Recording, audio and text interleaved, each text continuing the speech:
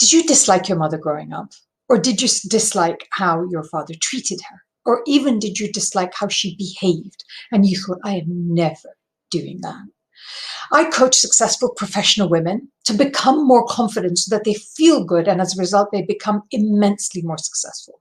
And what was a surprise to me when I started coaching them was that the one thing that I found that was so common amongst them is that they come from a very masculine approach. They tend to most commonly display masculine traits to dealing with life and work, as opposed to what I consider to be feminine traits. So what do I mean by that?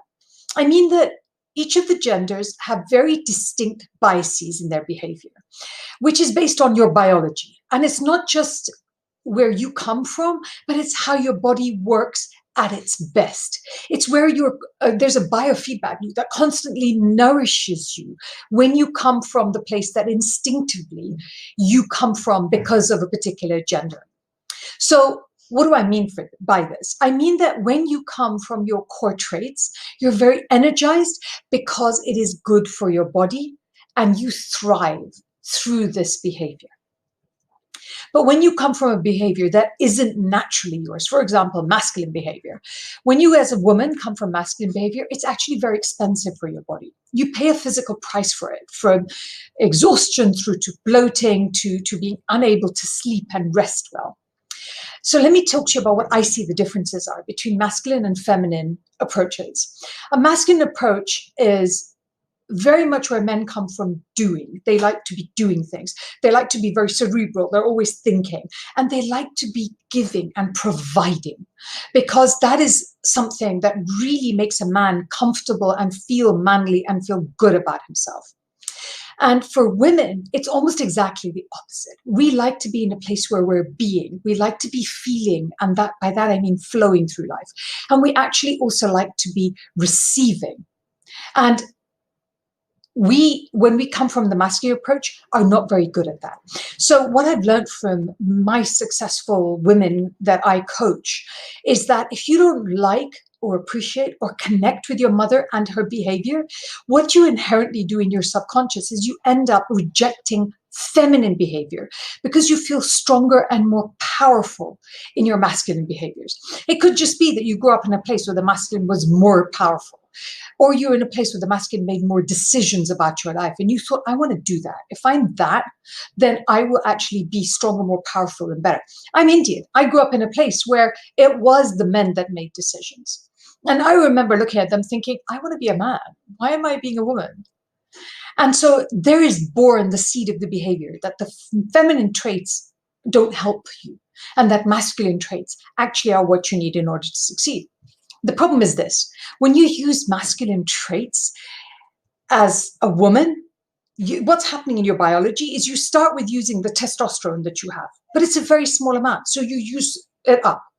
You then go to adrenaline. Why do you do this? Because it's not a natural behavior, so you have to be driven and pushed yourself to behave in this particular way. So you go and use up all your adrenaline. Again, there is a bigger store, but there is a finite store of adrenaline. So when you finish using the adrenaline, you're then using cortisol. And then you end up constantly using up your adrenaline and staying in your cortisol. When you use cortisol, it puts your body under an enormous amount of stress, constant, unremitting stress. And it actually, you pay this price for it.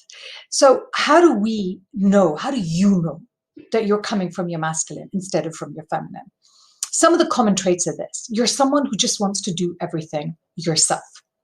You hate asking for help. You're like, I'll do it. You get irritated when people try to do things, but it's not as good as how you're going to get it done. You hate to cry or feel weak. You really, really struggle with approval because people's approval really, really matters. And actually, there's a core of where you just don't like feeling unlovable.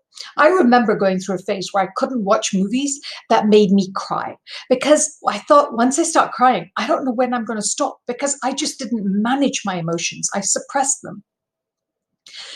The good news is that you can actually change this behavior, and it's much, much easier than you think, because you are, as a woman, at core, you're built to be a woman.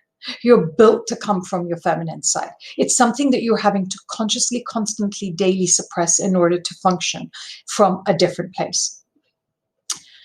The first step to do this is an awareness of what you're doing. Because once you know what you're doing, it's much, much easier to change how you show up.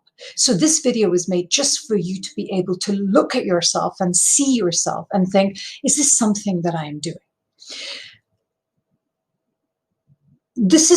Behavior is all built on a core mistake. The core mistake is that if I come from my feminine, I will be weak and I can't afford to be weak. But I want you to understand this, that if you come from your inherent gender programming, it makes you the strongest you have ever been. You're ever been.